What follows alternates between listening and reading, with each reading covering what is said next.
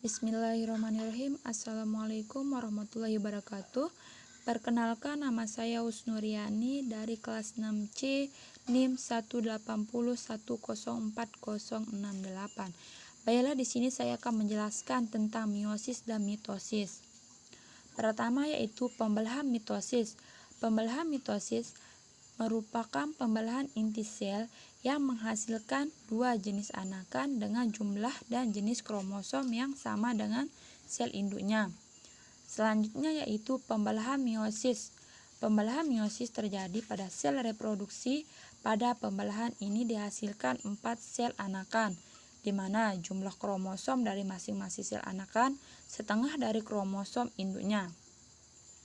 Selanjutnya yaitu saya akan menjelaskan tentang proses pembelahan mitosis, di mana pembelahan mitosis ini melalui 4 tahap, yaitu pertama profase, yang kedua metafase, dan yang ketiga anafase, dan yang terakhir telofase.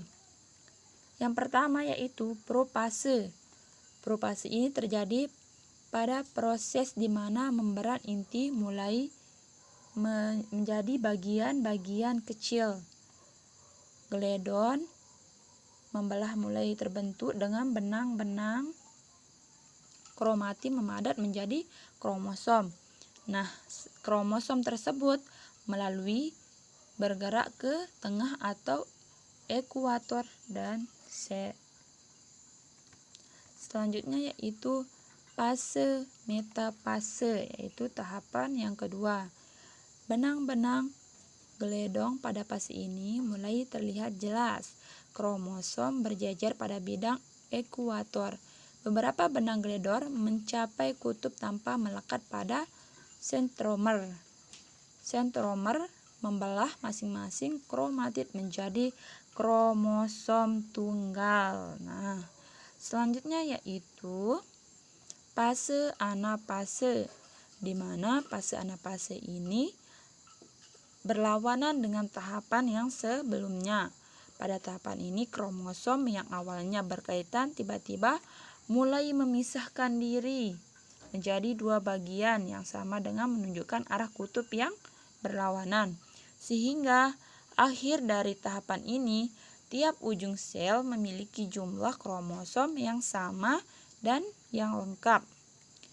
Yang terakhir yaitu telofase, di mana tahapan ini posisi kromosom sudah berada pada kutub masing-masing, sehingga nukleus mulai terlihat lagi. Kromatid mulai lenyap sehingga sitoplasma mulai menempel dan membran sel mulai memisahkan kedua anak sel tersebut. Nah, tahapan terakhir dari mitosis ini adalah satu nukleus menghasilkan dua nukleus dan memiliki kesamaan yang identik.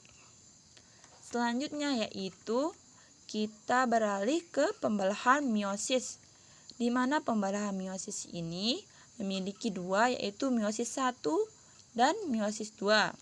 Yang pertama, meiosis 1 terjadi kerusakan pada membran inti yang menjadi bagian-bagian kecil dan terbentuk gelendong pembelahan. Benang-benang kromatid mulai memadat dan kemudian menjadi kromosom. Nah, selanjutnya kromosom homolog kemudian berpasang-pasangan. Pada fase ini juga terjadi peristiwa pindah silang pada kromosom, yang dimana merupakan salah satu penyambung keanekaragaman hidup makhluk hidup.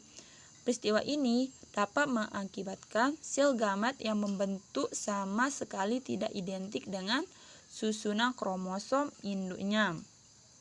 Nah, pada fase selanjutnya yaitu fase metafase 1, di mana kromosom kelenjar pada bidang ekuator. Pada bidang tersebut benang-benang spindle melekat daripada tiap sentromer kromosom. Ujung benang spindle ini yang lainnya membentang melekat di kedua kutub pembelahan yang berlawanan. Nah, dapat kita lihat di gambar ini ya.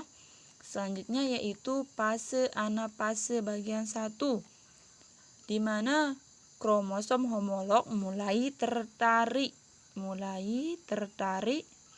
oleh benang spindle menuju ke arah yang berlawanan. Nah, dapat kita lihat di sini kromosom homolog yang mulai tertarik sehingga menjadi arah yang berlawanan. Tahapan berikutnya yaitu telopase, di mana telopase ini setiap kromosom telah mencapai kutub pembelahannya. Nah, kita beralih ke meiosis bagian 2. Pada profase yang bagian 2 yang pertama ini, membran inti mulai merusak menjadi bagian-bagian kecil, sama halnya seperti pembelahan mitosis bagian awal,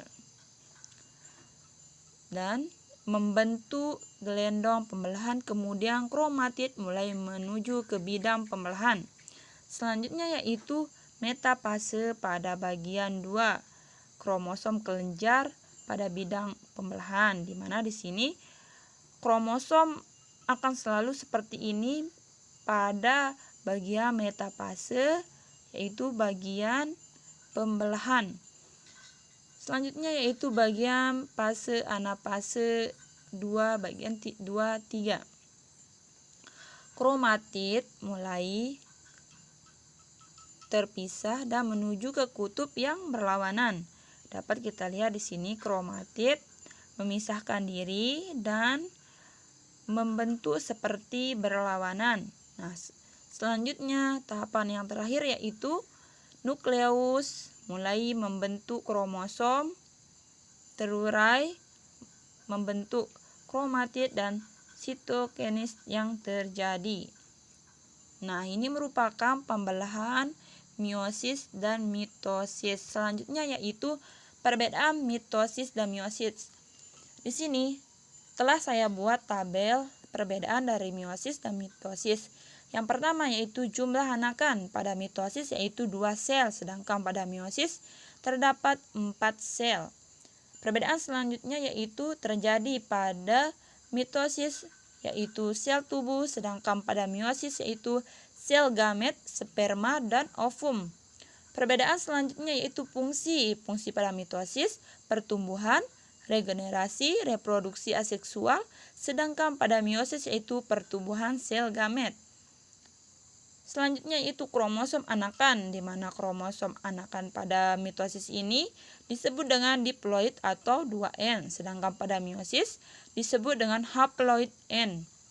Perbedaan selanjutnya yaitu replikasi DNA. Pada mitosis, replikasi DNA-nya yaitu saat interfase sebelum mitosis dimulai, sedangkan pada meiosis saat interfase sebelum meiosis tahapan 1 dimulai. Perbedaan selanjutnya yaitu tahapan pembelahan. Tahapan pembelahan pada mitosis itu hanya 1 kali, sedangkan pada meiosis terdapat 2 kali tahapan pembelahan. Selanjutnya yaitu sinapsis kromosom homolog. Pada mitosis tidak memiliki sinapsis kromosom homolog, sedangkan pada meiosis terdapat ada di profase 1. Selanjutnya perbedaan pindah silang gen. Pada mitosis tidak ada pindah silang gen, sedangkan pada meiosis memiliki pindah silang gen. Perbedaan yang terakhir yaitu pemisahan sister kromatid. Pada mitosis yaitu fase anafase, sedangkan pada meiosis yaitu fase anafase kedua. Baiklah, mungkin hanya ini yang bisa saya jelaskan. Kurang dan lebihnya saya mohon maaf. Assalamualaikum warahmatullahi wabarakatuh.